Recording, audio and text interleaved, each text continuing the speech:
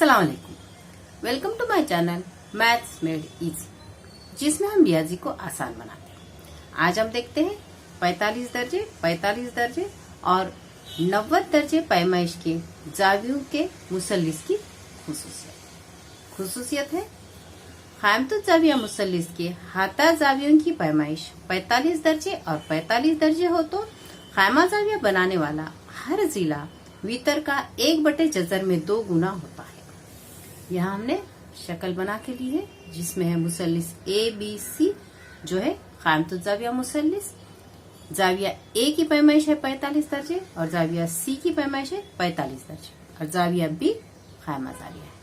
यहाँ पर मुसल्लिस के 2 जाविये मुतमासिल है, इसलिए ये मुतसावी साखिन मुसल्लिस है।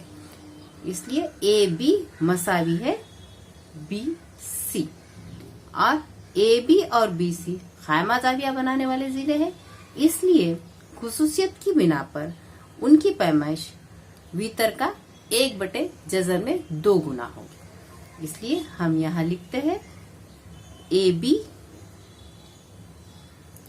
मसावी है BC मसावी है खुसूसियत की बिना पर 1/जजर में 2 जरब वितर और वितर यहाँ पर है AC।